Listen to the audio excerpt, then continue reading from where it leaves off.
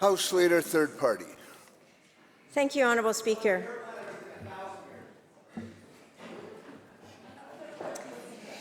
Yesterday, my colleague highlighted some of the inconsistencies in the way this government talks about protecting industry competitiveness and being a climate leader. There are numerous sectors across our economy that rightfully deserve government support in making a transition to a low-carbon economy. But let's be clear. Facilitating the competitiveness of the fossil fuel industry with subsidies should not be the government's job in 2020. We must aspire to be far more than the cleanest polluter. My question through you, Honourable Speaker, is for the Minister of Environment and Climate Change. Does the Minister not see a difference between supporting a transition for existing industries and having those same policies used to expand the oil and gas industry? Minister of the Environment and Climate Change Strategy.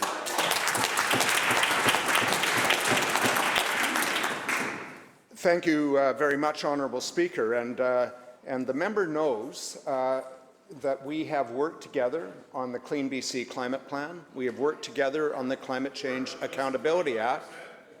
And I understand it's been very clear throughout all of the debates that the members of the third party and the member for Oak Bay disagree with this government's approach to the liquefied natural gas industry. That is a point of disagreement. That does not mean that we don't have a strong climate plan. In fact, the strongest climate plan in North America. And I believe we should all be proud of that. To the member's question, Honourable Speaker, we made a conscious decision, which we explained clearly to the members of the third party, that we were not going to have one approach for existing industry and a different approach for new industry with respect to how we dealt with the Clean BC industrial incentive. If particular companies and projects approach or are at world-leading carbon intensity standards, we want to encourage that, and we encourage that by making them eligible for the program. We encourage that by giving them rebates of the carbon tax above 30%, or $30 up to and including 100% of that, and we encourage that by welcoming applications to the Clean BC Technology Fund. House Leader, third party, on a supplemental.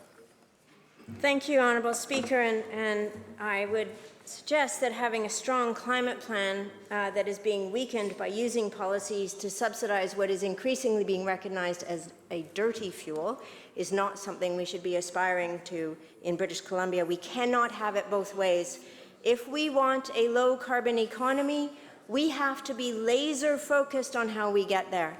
We cannot have an expanding fossil fuel industry propped up by taxpayer subsidies and believe that at the same time we will build an innovative low-carbon economy that is in line with our greenhouse gas targets. Mark Carney, the Governor of the Bank of England, recently spoke about how governments and industries can reach their goals.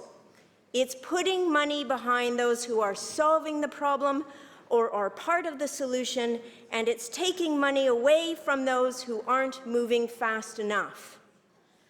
Of course, British Columbia should support innovation and transition within its existing industries.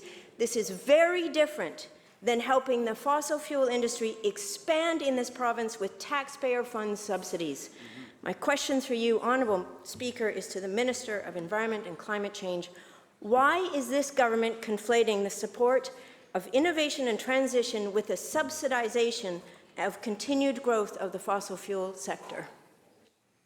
Minister of the Environment and Climate Change Strategy. Thank you very much, Honourable Speaker. First of all, there is and has been for many years an existing gas industry in British Columbia, and we are working with that industry to make it cleaner, to lower greenhouse gas emissions, including putting in very strong methane reduction requirements through regulation. Honourable Speaker, we are diversifying BC's economy by encouraging innovation through the Emerging Economy Task Force, through the Innovation Commissioner, through the Technology Fund, through working with the clean tech sector. We will continue to do that. Honourable Speaker, we are on a road with Clean BC. We are not on a road that hits a cliff. We are on a road that has to be well thought out, that has to support a smooth transition, that has to encourage technology, innovation, marketing of low-carbon BC products, and most importantly, Honourable Speaker, it has to be a road that has the support of British Columbians, and we achieve that by ensuring that British Columbians are working.